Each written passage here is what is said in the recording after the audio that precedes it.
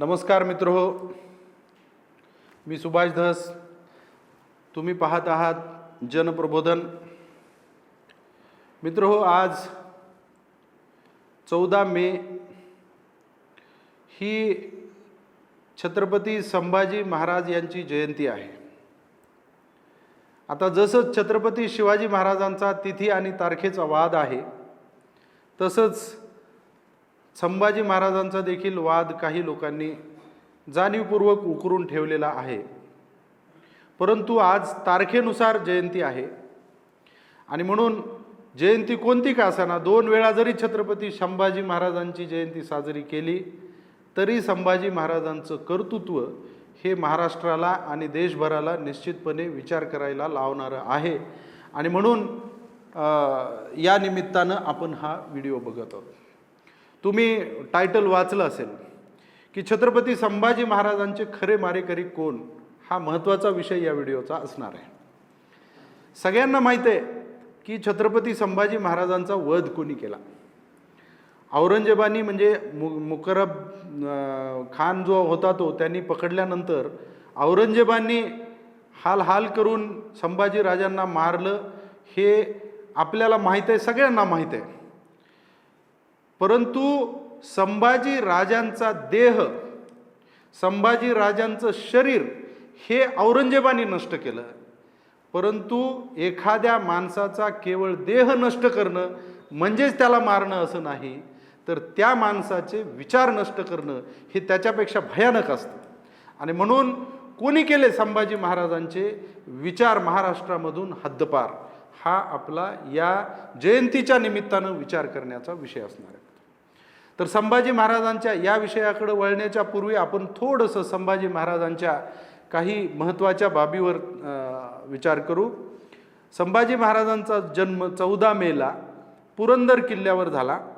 छत्रपती शिवाजी महाराजांच्या पोटी आईचं नाव छत्रपती शिवाजी महाराजांच्या ज्या महाराणी होत्या, महाराणी सईबाई, या दोघांचे पुत्ररत्न म्हणून संभाजी महाराज जन्मले. दुर्दैवानं म्हणजे बालपण असं गेलं की दुर्दैवानं 2 वर्षाचे असताना सईबाईचा मृत्यू झाला. पण कुणी ना कुणी असतं म्हणून धाराऊ या नावाच्या महिलेनं स्वतःचं दूध पाजलं आणि ती त्यांची दुधाची आई झाली. सईबाई गेल्यानंतर जो सांभाळ केला छत्रपती संभाजी राजांचा, तो जिजाऊंनी सांभाळ केला.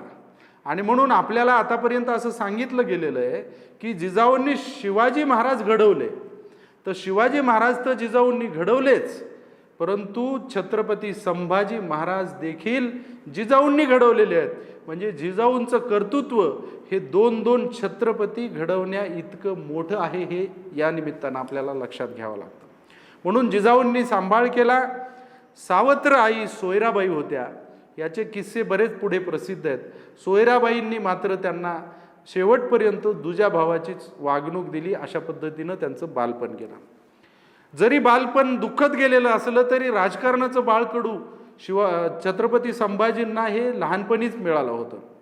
म्हणजे 1664ला छत्रपती शिवाजी महाराजांचा राज्याभिषेक झाला, त्यावेळी हे 7 वर्षाचे होते आणि त्यांना ते कळत होतं.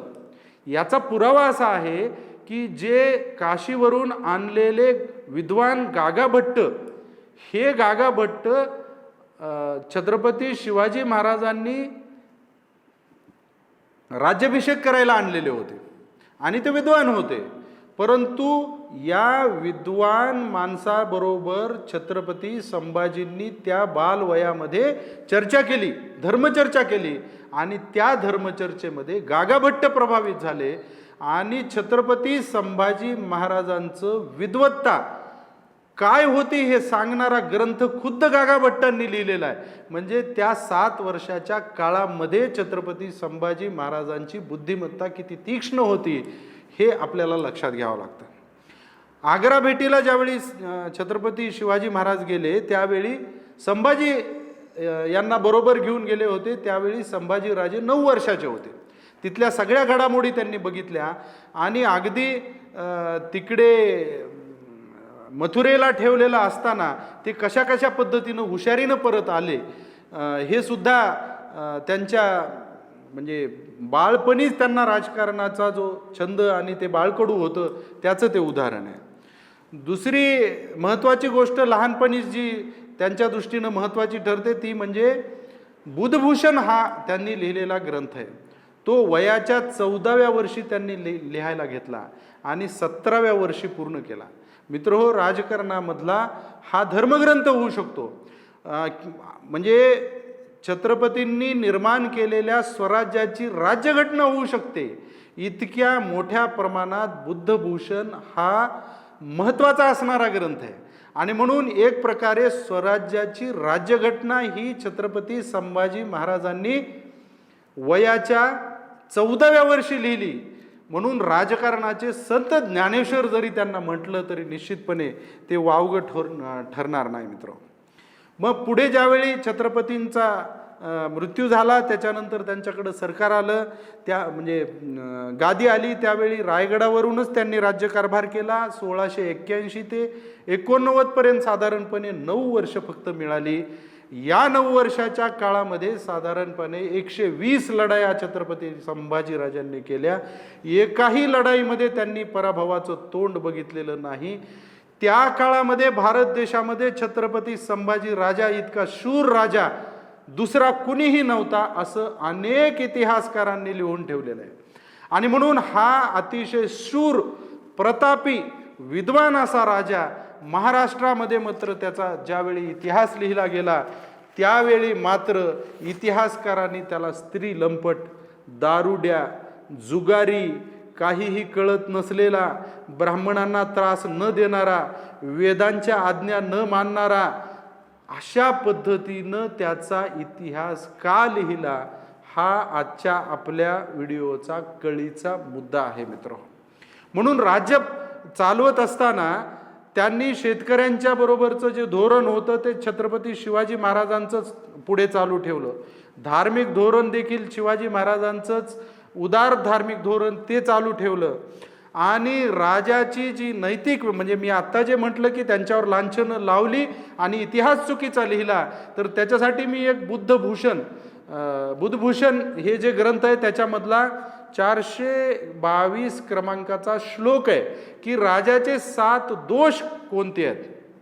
राजनीतीवरचा ग्रंथ आहे तो, इथे आपल्याला इतक्या कमी वेळेमध्ये चर्चा करायची नाही आहे. परंतु एक श्लोक आहे की राजाचा दोष 7 मुख्य दोष कोणते आहेत. तर त्याच्यातला पहिला दोष आहे की कुणालाही टोचून बोलू नये राजाने. त्याच्यानंतर कठोर बोलत असेल तर तो एक दोष आहे. तिसरा दोष आहे की संरक्षण घेतल्याच्या म्हणजे संरक्षणाविना जर राजा लांब कुठेतरी जात असेल तर तो एक राजाचा दोष आहे. त्याच्यानंतर चौथा दोष सांगितला की मादक द्रव्य पित असेल, दारू पित असेल, अफू, गांजा हे जे नशा आणणारे द्रव्याच्या आहारी जर राजा गेला तर तो त्याचा दोष आहे. त्याच्यानंतर 5वा दोष आहे की राजाने जनानखाना ठेवू नये आणि परस्त्रीला माते समान मानावं. त्याच्यानंतर 6वा दोष आहे की पाळीव प्राणी किंवा मौजेसाठी शिकारीला जाणं, हा सुद्धा राजाचा दोष आहे, ते त्यांनी करू नये. त्याच्यानंतर 7वा दोष आहे द्यूत खेळू नये, जुगारापासून दूर राहावं. या पद्धतीनं नीतिवान असलेले संभाजी राजे इतिहासामध्ये का बदनाम केले गेले याचा मागोवा जाणत्या लोकांनी निश्चितच घेतला पाहिजे मित्र. तर याचा मागोवा असा आहे की छत्रपती शिवाजी राजांच्या मृत्यूमध्ये याचा मागोवा आपल्याला घेता येऊ शकतो. त्याच्यासाठी काही पुरोगामी विचारवंतांकडून एक आक्षेप घेतला जातो. BC केंद्रे म्हणजे BC बेद्रे नावाचे एक ज्येष्ठ इतिहास तज्ज्ञ झालेले आहेत. त्यांनी छत्रपती शिवाजी महाराज यांचा मृत्यू कसा केला यावर संशोधन केलं आणि छत्रपती शिवाजी महाराजांचा मृत्यू त्यांच्या अष्टप्रधान मंडळातील ब्राह्मण मंत्र्यांनी विषप्रयोग करून केला अशा पद्धतीनं बेद्रेंनी संशोधन करून ठेवलेलं आहे मित्र. आणि त्याचाच धागा पकडून पुढे काही विचारवंतांनी म्हटलेलं आहे की छत्रपती संभाजी राजांना कोकणामध्ये संगमेश्वर इथं कवी कलश यांच्याबरोबर त्या शिर्केंच्या बरोबर संगनमत करून याच लोकांनी पकडून दिलेलं आहे. म्हणजे शिवाजी महाराजांचा देखील जो अंत झालेला आहे याला देखील अष्टप्रधान मंडळामधली ब्राह्मण मंडळी कारणीभूत आहे आणि छत्रपती संभाजी महाराजांना देखील जे पकडून दिलेले औरंगजेबाला त्याच्यामध्ये देखील त्याच मंडळीचा हात आहे. म्हणून छत्रपती संभाजी महाराजांचे मारेकरी कोण ठरतात याच्यावर आपल्याला विचार करण्याची गरज आहे.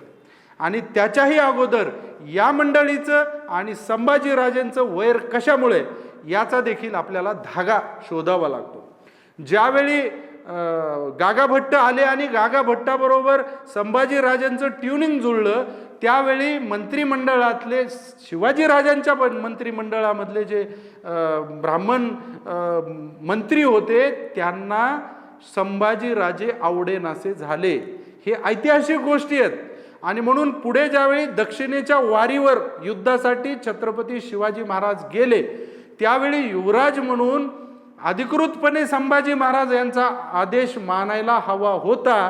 परंतु या लोकांनी अनेक कारणं पुढे करून शिवाजी महाराजांना नाही ते भरवून छत्रपती संभाजी महाराजांचा आदेश आम्ही मान्य करणार नाही अशा पद्धतीची भूमिका घेतली आणि शिवाजी महाराजांना तिथे नमतं घ्यावं लागलं होतं.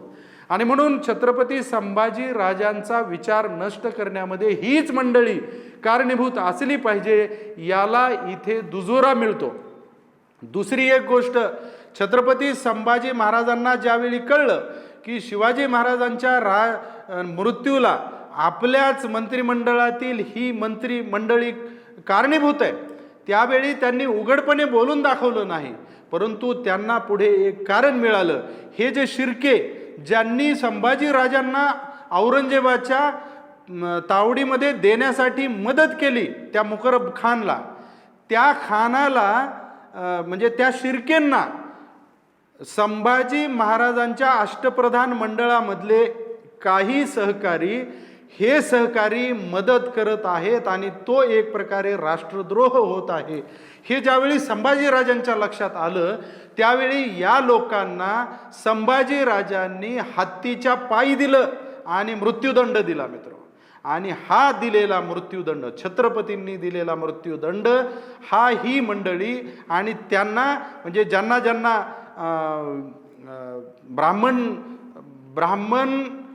ब्राह्मण वाद महत्त्वाचा वाटतो. म्हणजे ब्राह्मण मंडळी शिवाजी महाराजांबरोबर होती हे पण खरं आहे, संभाजीराजांबरोबर होती हे पण खरं आहे. परंतु ज्यांना ब्राह्मणांचं श्रेष्ठत्व सिद्ध करायचं असतं वेळोवेळी अशा प्रकारची जी मंडळी आहे ती छत्रपती संभाजी महाराजांच्या आणि शिवाजी महाराजांच्या विरोधात होती.